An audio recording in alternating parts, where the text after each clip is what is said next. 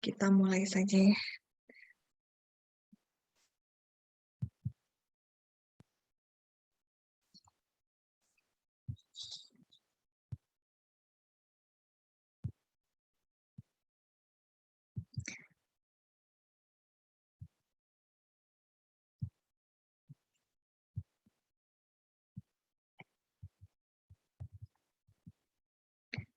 Supaya stabil saya off cam.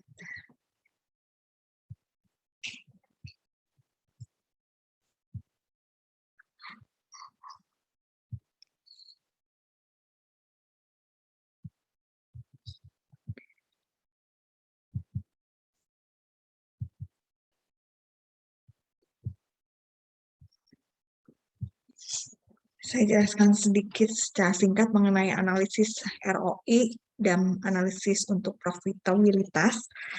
Di sini analisis profitabilitas itu salah satu bagian penting dari suatu perusahaan. Ini untuk menilai daripada kemampuan perusahaan untuk menghasilkan laba dari aset yang telah diinvestasikan oleh perusahaan ya. Jadi ROI ini kriterianya atau penilaiannya itu hubungannya menilai dari hubungan pendapatan, ukuran kinerja, tingkat dan sumber pembiayaan. Jadi pendapatan sesuai dengan berimbang enggak dengan pembiayaan yang dikeluarkan ya. Jadi dengan ROI ini juga akan menunjukkan sumber alternatif peluang investasi alternatif bagi perusahaan. Kalau misalnya risikonya tinggi, di sini juga akan dinilai dengan ROI yang lebih tinggi gitu ya. ROI ini mempengaruhi kemampuan perusahaan untuk berhasil menarik pembiayaan, membayar kreditor, dan memberi penghargaan atau kepada pemilik atau kepada karyawan di sini ya. Jadi untuk pembiayaan kepada kreditor dan termasuk pada pemilik termasuk karyawan. Jadi di sini untuk ROI dan penerapannya bisa mengukur efektivitas daripada kinerja si manajernya, efektivitas profitabilitas, kemampuan perusahaan dalam menghasilkan laba, dan untuk perencanaan planning ke depan, dan menguasai untuk bagaimana strategi ke depannya juga bisa dinilai dari ROI. Jadi manajemen ini tanggung jawabnya untuk semua kegiatan perusahaan, dan juga di sini untuk efektivitas tadi ya, dan juga untuk sebagai motivasi bagi manajemen, karena ROI ini nilainya tinggi rendahnya tergantung daripada keterampilan dan kecerdasan daripada manajemen itu sendiri ya. Nah, untuk ROI di sini tadi ukurannya profitabilitas secara garis besarnya, jadi menilai perspektif pembiayaan dan investasi daripada laba yang dihasilkan juga. Nah, untuk pengukuran perencanaan dan pengendaliannya bagaimana di sini? Jadi, ROI ini membantu manajer dalam perencanaan, anggaran, koordinasi, evaluasi daripada peluangnya. Jadi, kesempatan yang ada itu seperti apa? Kesempatan itu akan ada kalau ROI-nya nilainya cukup gitu ya. Kalau ROI-nya kecil atau rendah malahan minus, berarti peluangnya negatif atau tidak ada peluang di masa depannya. Dan kontrol pengendaliannya juga ya. Bagaimana perusahaan mengendalikan agar ROI ini supaya bisa nilainya tetap baik, tapi juga jangan terlalu tinggi karena risikonya akan menjadi tinggi. Komponen ROI itu adalah income dibagi invested capital atau pendapatan dibagi dengan modal yang diinvestasikan. Invested capital ini didefinisikan sebagai suatu ukuran yang tidak universal atau umum untuk nilai modal yang diinvestasikan karena akan senantiasa berubah tergantung dari kebijakan dan strategi perusahaan ya. Ukuran modal yang diinvestasikan ini mencerminkan perspektif pengguna yang berbeda. Biasanya yang diukur adalah terkait net operating asetnya atau aset operasi bersih dan daripada ekuitas pemegang saham.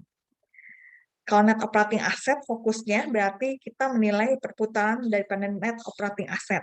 Ini khusus mengukur efisiensi operasi kinerja ya. Ini nggak termasuk aset kewajiban keuangan. Jadi di latihan soal juga ada perhitungan ROA. Ini mode ekuitas umum pemegang ekuitas umum ini menangkap daripada efek leverage atau investasi pada hutang jangka panjang, ini tidak termasuk semua pembiayaan utang dan ekuitas pilihan. Ini kalau misalnya kita berfokusnya pada ekuitas, itu rumusnya menggunakan net income dikurangi dengan dividen yang preferen dibagi dengan penyebutnya itu rata-rata saham biasa atau common equity. Ya, jadi ini perbandingkan antara leverage dengan ekuitasnya, ya. Leverage itu ya digambarkan dengan ada kewajiban pembayaran dividen, ya. Lalu untuk komponen daripada ROI di sini juga biasanya dihitung menggunakan modal rata-rata, menambahkan jumlah modal awal. Biasanya sebagai penilainya itu nggak hanya modal pada saat itu, tapi bisa menggunakan modal rata-rata tahun ini dengan tahun yang sebelumnya, atau yang awal ditambah dengan akhir dibagi 2. Ya. Interim terulangan juga bisa. Di sini ada adjustment untuk income number-nya atau angka-angka akuntansinya. Ini bisa saja ada beberapa akun akuntansi di sini memerlukan penyesuaian analitis daripada bab sebelumnya, tapi angka yang tidak dilaporkan dalam laporan keuangan perlu dimasukkan juga, ya.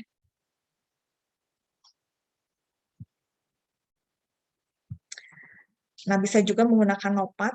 NOPAT ini operating income dikali dengan 1 minus tax rate atau tarif pajak, ya, dibagi net operating asset rata-rata awal plus akhir dibagi 2. Ini komponen ROI berarti terkait balance sheet itu operating asset, lalu operating liabilities, ya.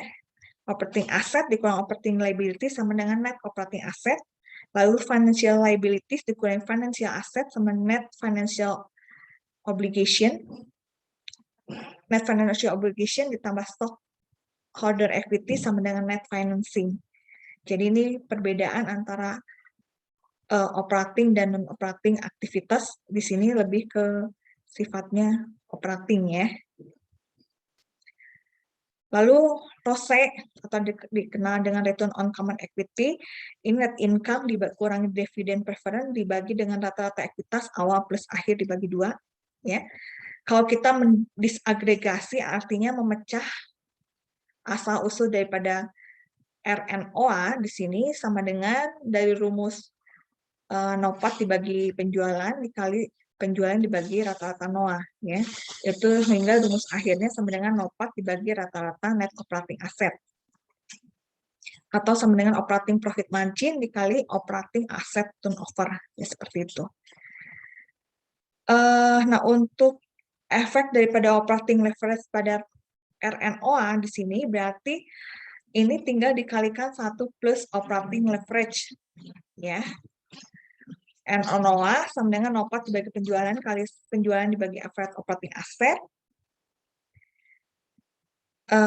Lalu profit margin dan asset turnover itu interdependent atau saling berkaitan. Di sini profit margin sebagai fungsi dari penjualan dan operating expense, harga jual dikali unit yang dijual. Ini contohnya misalnya analisis dari net operating asset, di sini 5 juta, penjualannya 10 juta, 10 juta, ya. Lalu NOPAT-nya berarti 10%-nya 500.000, 500.000, dan 100.000. Ya 10% ini NOPAT-nya aja, ya, memang NOA-nya 5 juta, 5 juta, 5 juta, 1 juta, NOPAT margin 10%, 5%, dan 1%. Ini 10%, 5%, dan 1% NOPAT marginnya. Jadi ini bukan 10% lagi. NOA turnover-nya 1, 2, dan 10. NOA-nya 10%, 10%. Semuanya, ya. Sehingga bisa digambarkan grafiknya seperti ini, ya. Hubungannya NOA turnover dibanding NOPAT margin. Ini hubungan net operating asset turnover dengan net operating profit margin untuk selected industries. Kita lihat yang paling tinggi itu, yang keduanya tinggi itu restoran, retail, ya. Komunikasi itu yang paling rendah, ya. Jadi kombinasi antara R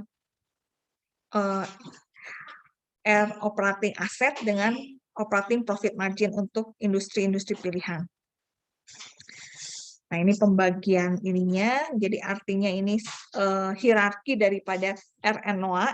Ini RNOA sehingga diturunkan ke bawah menjadi seperti ini, ya. RNOA jadi bagi nopat margin dan NOA, lalu nopat ini sales dan cost. Kalau NOA itu dari net operating working capital dan long term net operating asset dan sebagainya, ya. Jadi kalau kita simpulkan itu ROA ini berkaitan dengan aset. Ini kita lihat net operating working capital dan long term net operating asset. Lalu kalau kita mendisagregasi profit margin itu berarti berkaitan dengan marginal untuk laba, itu sama dengan operating profit margin, nopat dibagi penjualan, pre-tax PM, sama dengan pre-tax sales PM, pre-tax other PM. Yang ini disaggregasinya. Jadi kita lihat untuk menganalisis ROA, di sini kita melihat pencapaian bagaimana turnover daripada piutang usaha, lalu daripada si persediaan. Jadi kalau turnover piutang usahanya di sini kelihatan besar, kita lihat pembilang dibagi penyebutnya aja. Ini cukup baik karena penjualan menjadi pembilang, penyebutnya adalah piutang usaha, ya. Sedangkan untuk inventory turnover, ini inventory turnover sebaiknya jangan terlalu tinggi karena pembilang COGS sebagai rata-rata average inventory. Artinya si harga pokok penjualan ini berimbang atau berputar terus menjadi persediaan barang dagang yang dijual. Karena kalau rata-rata persediaannya ini terlalu tinggi juga di sini, kita lihat COGS bagi persediaan ini terlalu rendah, ya. Jadi ini juga harus pada nilai batas nilai tertentu, tapi sebaiknya jangan terlalu tinggi. Lalu rata-rata persediaan untuk harinya juga, lalu long term operating asset turnover, account payable turnover, average payable days outstanding, dan net operating working capital turnover.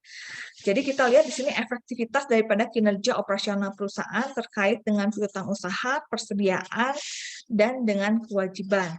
Jadi ini supaya ininya berimbang antara misalnya piutang dengan antara penjualan dengan piutang usahanya. Jadi penjualan di sini dengan bagi rata-rata piutang usaha ini berimbang, ya. Seperti itu. Nah, untuk ROCE di sini pakai book value dan net income kali penyebutnya K tambah book value termnya, lalu ROCE sama dengan R2 plus leverage kali spread-nya, leverage sama financial leverage, average NFO dibagi average equity, NFO net financial obligation, atau NOA dikurang equity split-nya, RNOA kurang NVR, NVR sama FE dibagi average NFO, FE sama dengan net financial expense, itu interest expense plus investment return from operating asset. Jadi ROCE ini terdiri dari NOA digabung dengan leverage dikalikan split-nya. Kenapa di sini berkaitan dengan leverage? Karena leverage mengacu pada tingkat modal yang diinvestasikan selain pemegang saham biasa.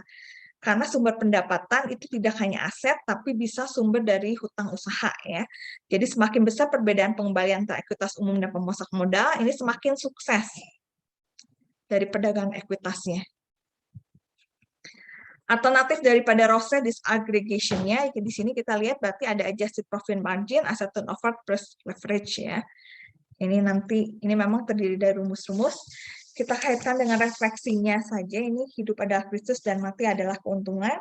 Jadi sintesisnya pengenalan yang benar akan Tuhan membawa pada prioritas Kristus dalam kehidupan. Jadi hidup itu sesuai dengan atau ingin serupa dengan Kristus targetnya, ya.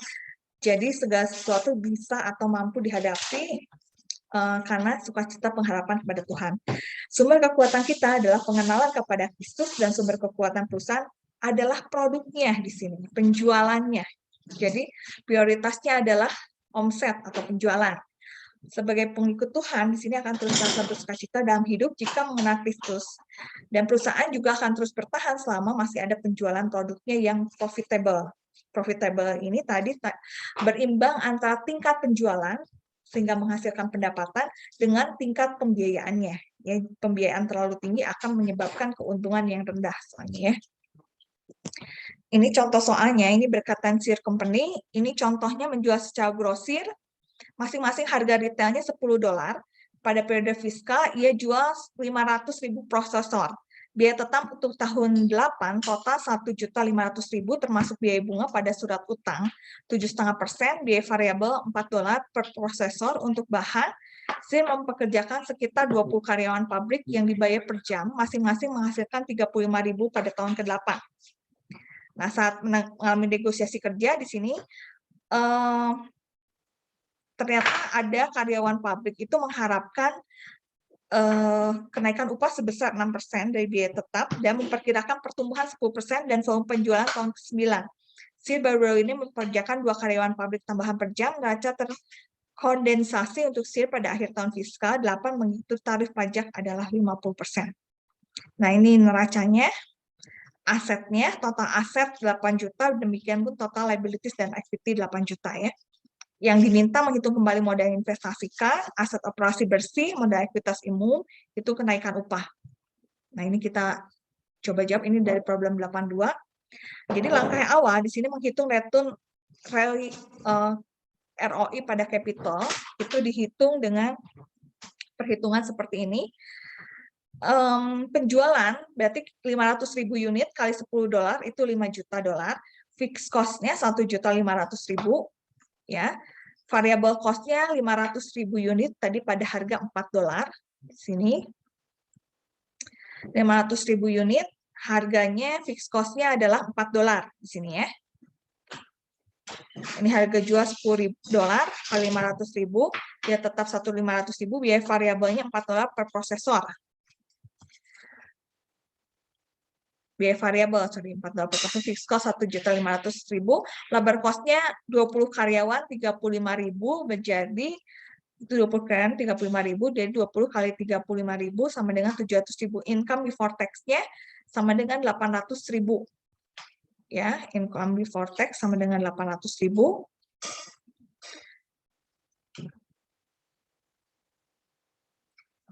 Sebagai other di sini ya.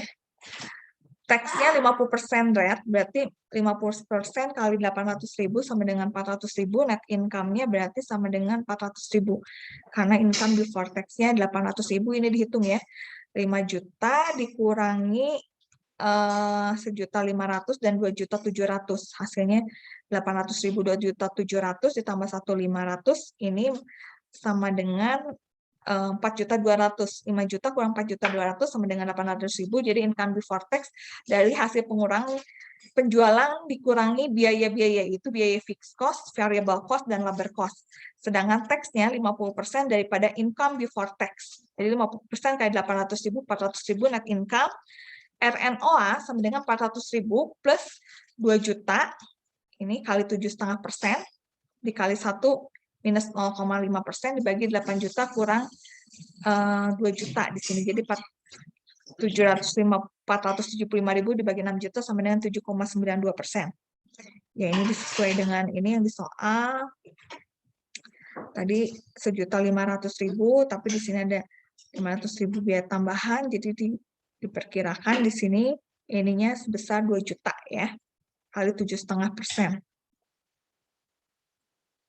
Long term-nya di sini ya, long term debenturnya 2 juta yang diketahui. Kayak itu seperti ini, ROSE sama 400.000 dikurangi 1 juta kali 6% dibagi dengan 3 juta. Karena itunya common equity-nya 3 juta di sini. Common stock 1.800.000.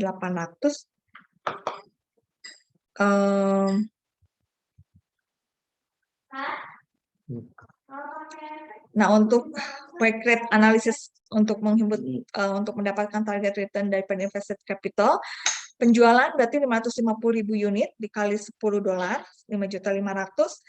Fixed cost-nya di sini ada kenaikan 6%, jadi kali 1,06, 1.590. Variable cost 550.000 unit kali 4%, kali $4, sorry, 7.200.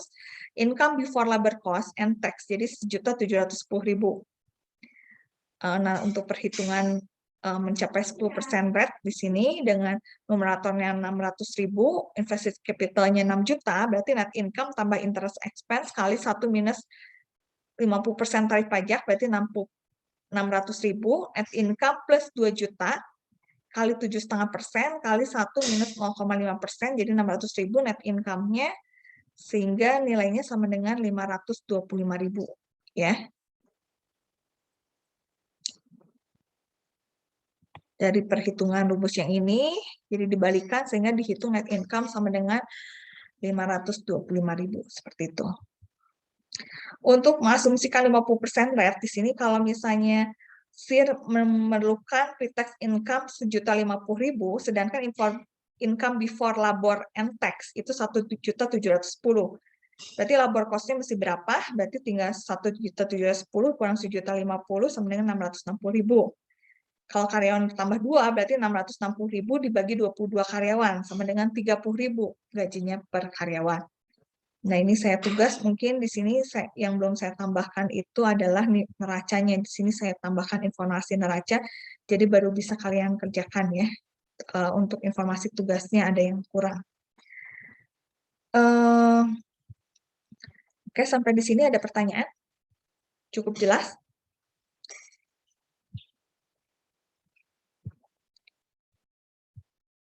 Untuk yang bab Jelas, 9 mungkin cukup jelas ya. Mungkin saya belum kasih latihan soal, tapi kalian ringkas saja dulu. Kalaupun saya nggak kasih latihan soalnya akan saya kasih diberikan minggu depan aja ya. Jadi kalian berfokus kerjain yang latihan soal ini dulu aja. Ini kalian untuk minggu ini, sebagai pertemuan minggu ini, kalian cukup bikin RMK-nya dulu saja, tapi RMK materi, nggak usah refleksinya. Tuh. Karena yang ini masih bingung mengerjakannya juga ya. Bentar.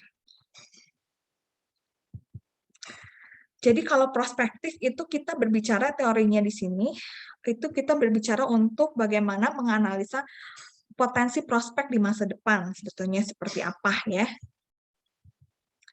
Analisis prospektifnya di sini, kenapa kita harus menilai prospek masa depan di sini? Ini untuk safety atau penilaian keamanan. Jadi untuk menilai pentingnya gimana menilai arus kas bebas, model pendapatan divisi 2, ini memerlukan perkiraan laporan keuangan di masa depan, dan perkiraan kinerja keuangan untuk memeriksa kelangsungan hidup. Nah, pentingnya di sini sebetulnya untuk going concern-nya kelangsungan hidup dan terkait rencana strategis perusahaan. Jadi prospektif ini penting untuk menilai bagaimana di masa depan, analisis masa depan perusahaan itu, laporan keuangannya kira-kira prospeknya naik apa turun nih gitu ya. Dengan corona ini sih semua negara sebetulnya minus, tapi masih bisa nggak sebetulnya ada kenaikan walaupun sedikit 2-3% gitu, jangan sampai minus gitu, seperti itu.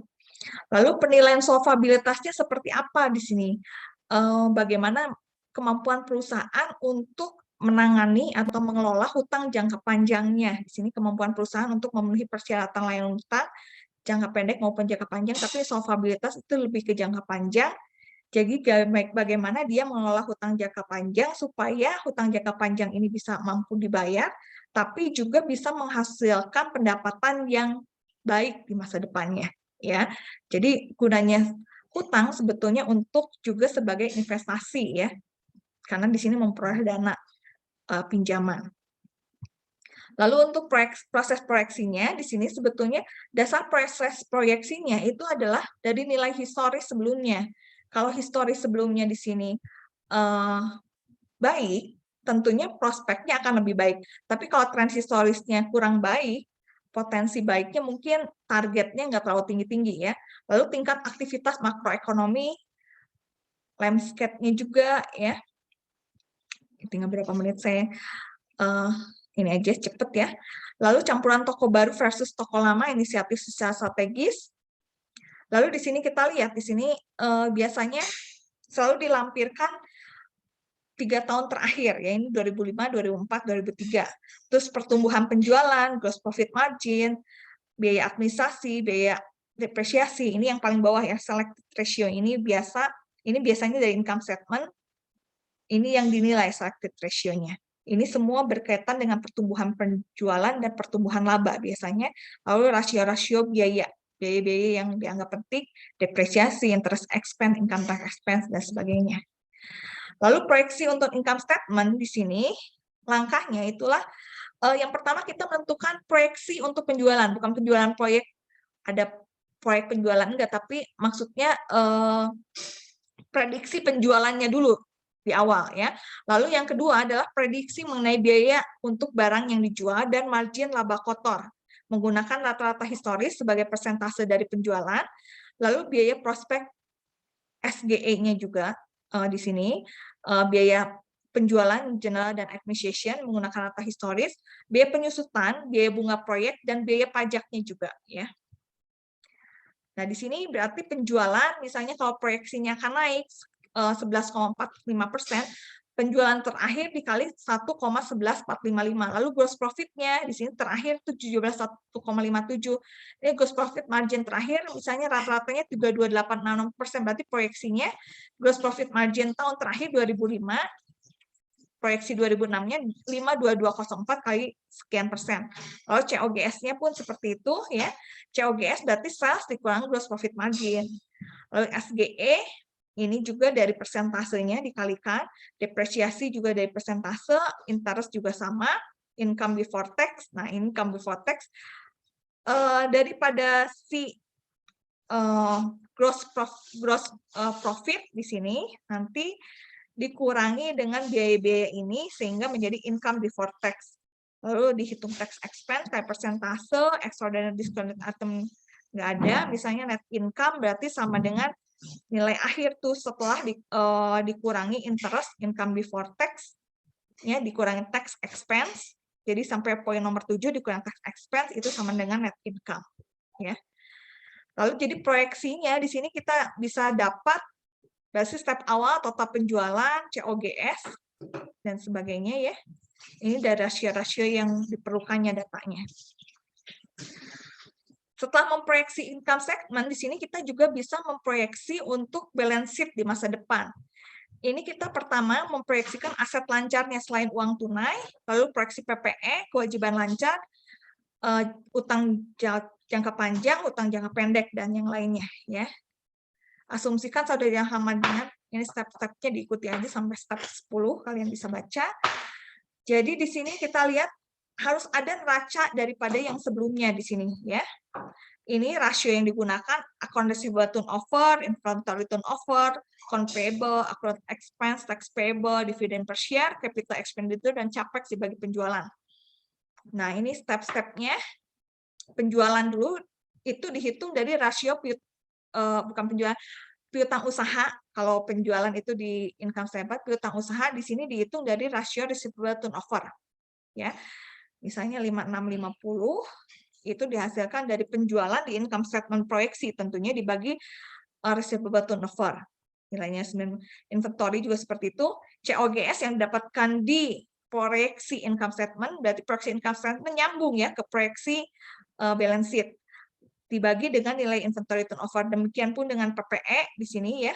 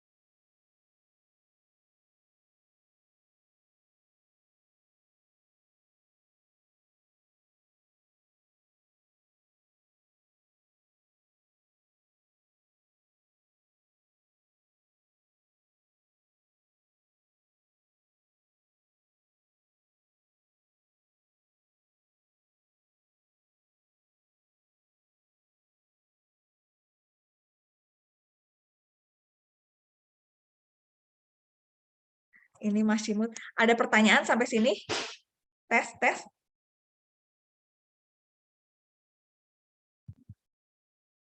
Ini sih udah ya.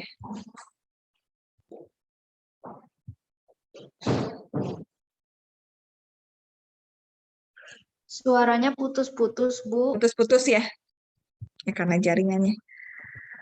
Tapi secara garis besar cukup jelas ya. Jadi prospektif ini atau analisis prospektif berusaha untuk menyusun laporan keuangan, mengestimasi laporan keuangan di masa depan, yaitu hanya income statement biasanya dan balance sheet intinya ya. Sebetulnya sebelumnya ada laporan arus kas, tapi lebih menitik beratkan di sini, di income statement dan balance sheet saja.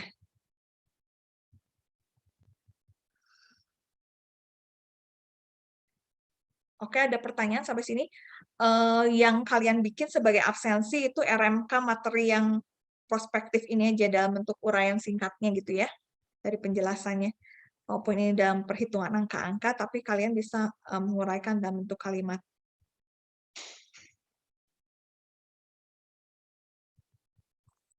Untuk yang latihan soal yang saya tugaskan di minggu kemarin, itu saya kasih waktu sampai minggu depan. Terus yang maju presentasi, bagaimana mungkin yang maju presentasi diundurkan aja ke minggu depan, sambil saya nanti coba, mudah-mudahan akhir minggu ini saya berikan ininya ya, yang bab 8 sama 9 kira-kira yang dianalisis seperti itu, latihan soalnya sih mungkin nggak perlu dimasukkan, nggak apa-apa, tapi kalian kaitkan dengan dengan perusahaan yang kalian analisis gitu ya. Berarti dianalisis profitabilitasnya, yang bagian analisis profitabilitas dan menganalisis proyeksi laporan keuangan di masa depan, yaitu laba rugi dan neraca. Itu tentunya dari secara historis tren laporan keuangan yang income statement dan balance sheet-nya dan rasio-rasio terpilih ini. Kalau yang tadi profitabilitas dari